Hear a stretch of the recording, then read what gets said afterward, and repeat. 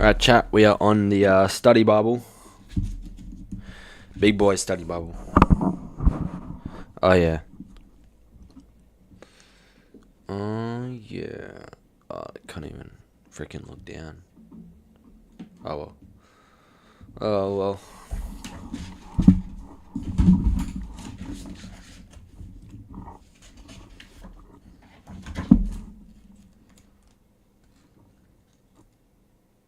What the frick?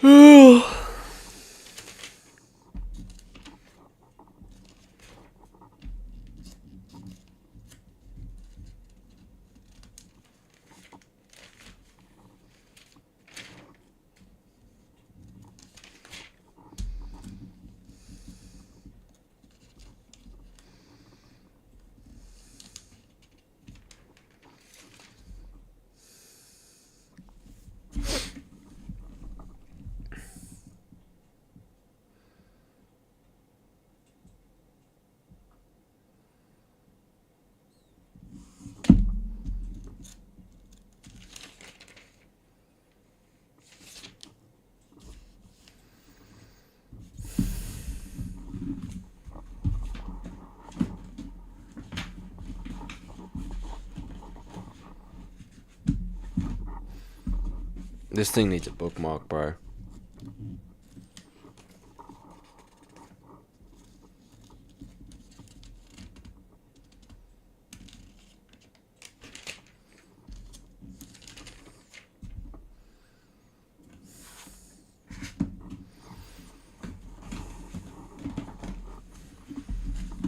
Holy, bro, this thing is annoying. I'm taking off this book cover.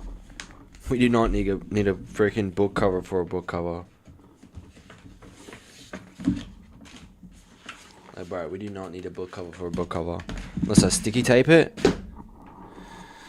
Oh, it's a big Bible.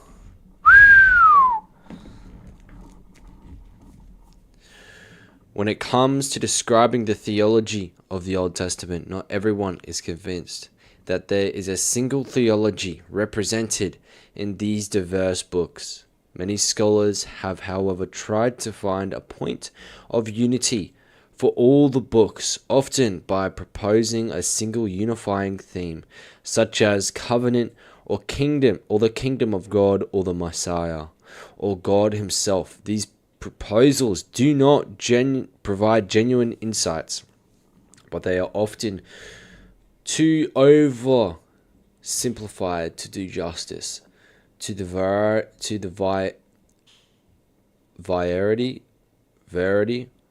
I can't even say that word, bro. Of materials in the Old Testament. It will be more fruitful to understand the Old Testament. It will be more fruitful to understand the Old Testament as a whole in terms of an unfolding story with a number of basic components: monotheism, creation and fall, election and covenant membership, and eschatology. Alright, and we're going to be using ChatGPT as well, just as a easy thing, just for me to see what like, I don't know, that's a bit loud. I don't know some of these words, chat, like, so I'm just going to ask ChatGPT, and this is Study Bible, by the way, chat. And we're in the Old Testament, the theology of the Old Testament right now. And it can also help us understand it more better, so like we're actually understanding it. Like, it'll say multiple things like declaration of divinity, Trinity, that is found in the New Testament, Matthew 28:19, 1 Corinthians 12:4-6, Corinthians 13:14. And I'm just going to see what these words mean, so then I can understand this better. Like, I don't know what monotheism. What does I'm just going to have to freaking type it myself. And chat, you know what we achieved? No swearing. You will not be hearing swearing from me. And if you do, it'll be bloody, but that's by accident. I try not to say that. Or very rarely hell, but I'd have to be caught lacking to say that. So monotheism, what's that word? Oh, yeah. Oh, I think it literally just tells me what it is. Let me just...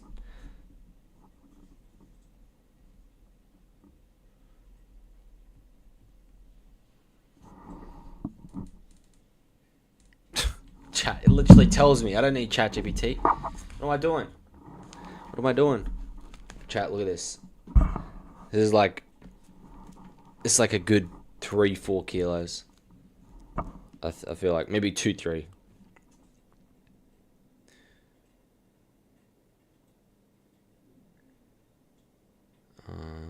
This article will first explain these components so that we can summarize the overarching story. Then we will consider briefly how the various parts of the Old Testament can relate to the unfolding story, and consider how this provides a link to New Testament authors, stance towards the Old Testament. The goal is to articulate some of the beliefs that will enable the careful reader to profit more fully from reading the Old Testament books themselves. The components of the story. Monotheism. There is only one true God, who made heaven and earth and all mankind. He made a material world that he is happy with, and he made it fit and made it a fit place for human beings to live and love and serve. Every human being needs to know and love this God, whose spotless moral purity, magnificent power and wisdom, steadfast faithfulness, and unceasing love are breathtakingly beautiful. This one God rules over all things, and he will vindicate his own goodness and justice in his own time. In ruling, God has not limited himself to working within the natural properties of which he has made. He can go and has gone beyond these properties to do mighty deeds, both in creation and in caring for his people. The Old Testament invites Israel not to simply to acknowledge the existence of this one true God, but to commit themselves to him in exclusive loyalty and love, centering their lives on the inestimable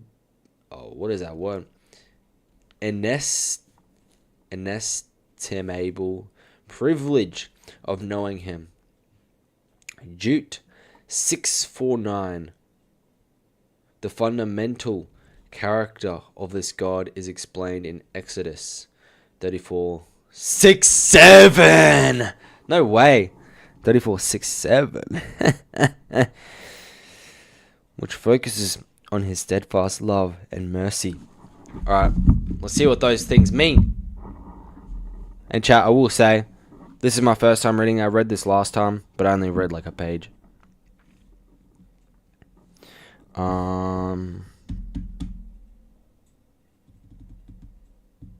Jude 649. Oh, that's not how you spell it. 649. Or duet. Detrimony.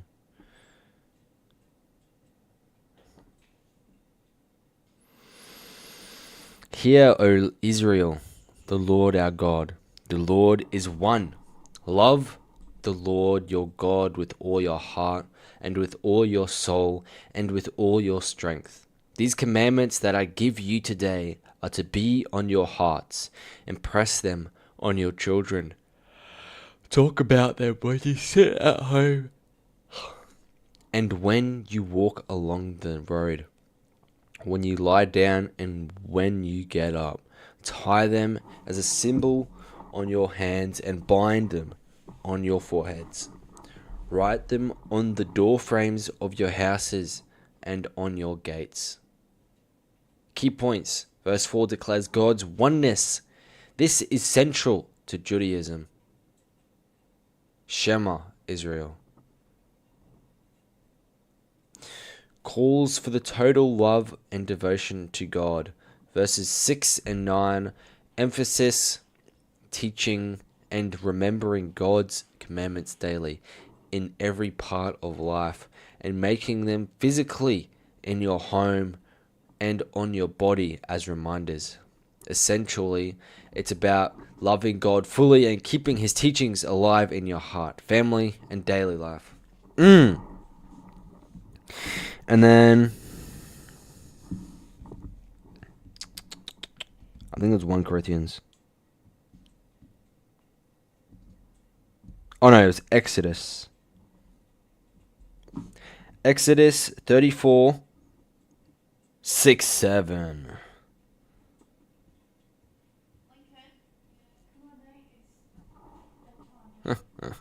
34, 6, 7.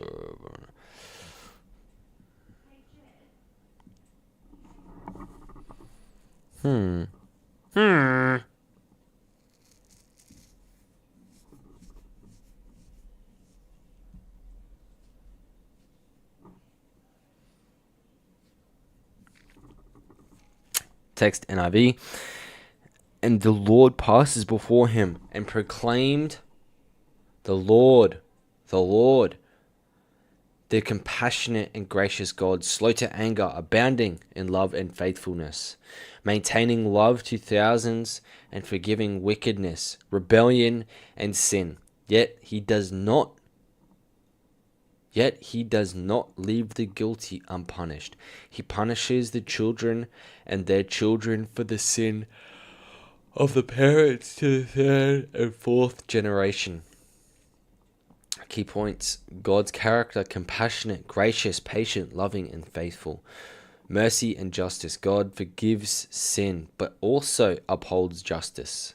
Generational impact. Sin can have consequences beyond one individual, but God's love is abundant and enduring. These verses are often cited to show the balance of God's mercy and justice, and are foundational for understanding his covenant relationship with his people.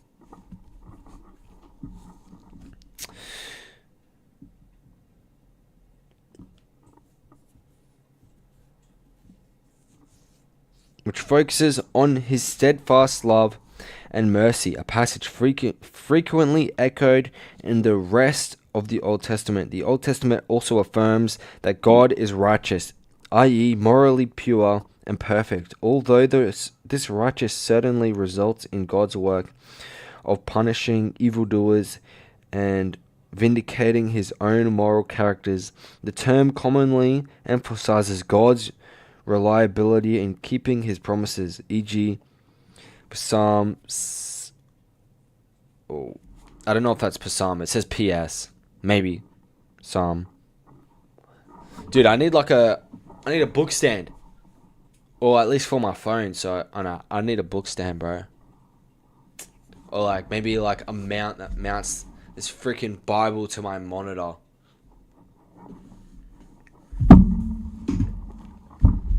Because this thing's massive. What the frick? Nice.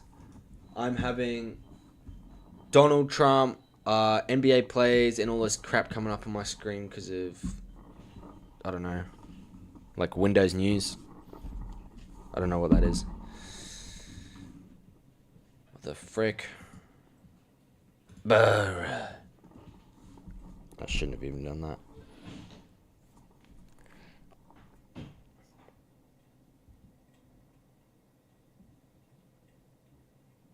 P.S. 71712.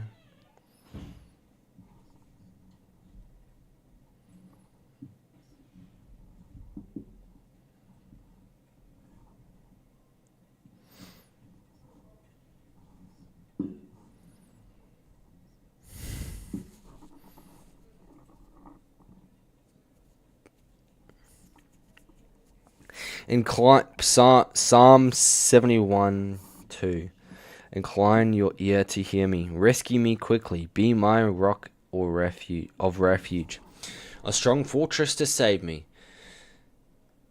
Incline your ear to me. Rescue me quickly. Be my rock of refuge, a strong fortress to save me. The psalmist is asking God for help and protection. God is described as a rock and fortress. Symbols of safety and stability. This verse reflects trust in God during times of trouble and vulnerability.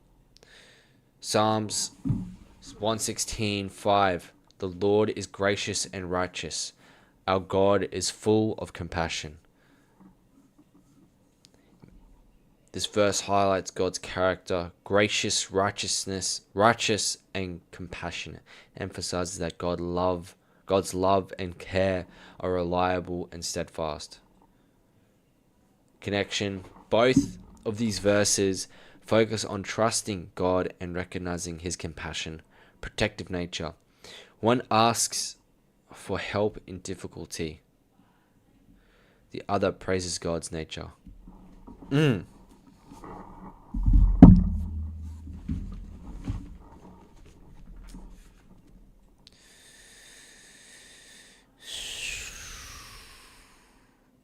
The Old Testament does not explicitly describe God as a Trinity. Rather, with its references to God's Spirit, e.g. Genesis 1:2, its use of us/our for God, e.g. Genesis 1:26, and its indications of hints of a divine Messiah, e.g. Psalm 110:5, Isaiah 9:6, cf. Ezekiel 34:15-23. It lays the groundwork for the fuller declaration of divine Trinity that is found in the New Testament, Matthew 28:19, Corinthians.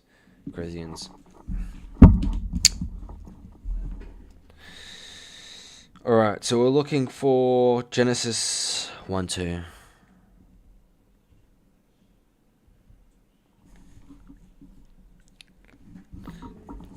Genesis 1:2. Now the earth was formless and empty. Darkness was over the surface of the deep, and the Spirit of God was hovering over the waters.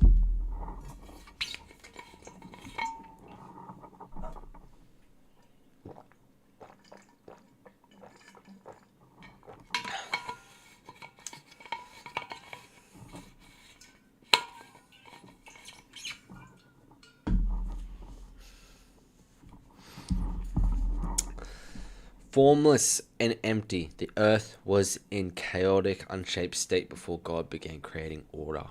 Darkness represents the absence of light, order, and life at the very beginning. Spirit of God, often understood as God's presence and power actively preparing creation, hovering over the waters ready to bring life and structure. This verse sets the stage for God's bringing order, light, and life in the creation narrative. Chat, I'm not going to lie, I'm reading like ChatGPT, but I don't really, I'm just reading out what ChatGPT is telling me. I feel like it's going to be better if I use my own brain, I'll read it out, but I'm not going to read the key points, because I can use my own brain for that. I'm not a monkey. Genesis 1:26.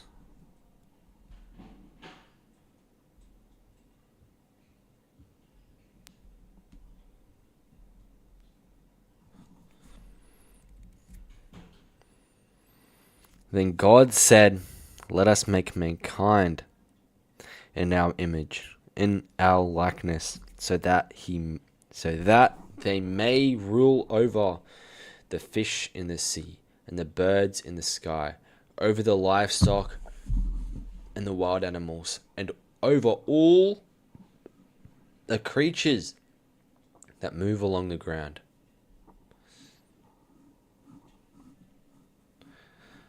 Oh, freaking. Then God said, let us make mankind in our image.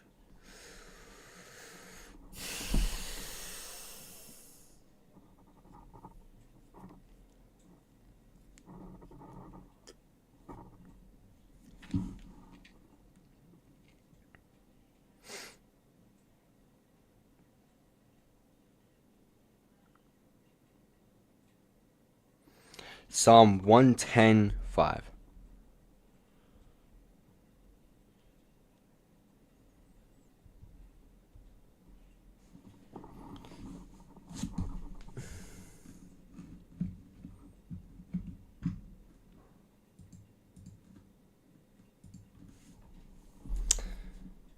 The Lord is at your right hand.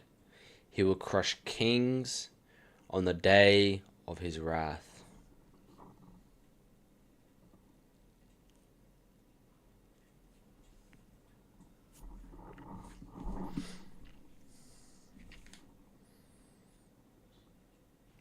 The Lord is at your right hand. He will crush kings on the day of his wrath.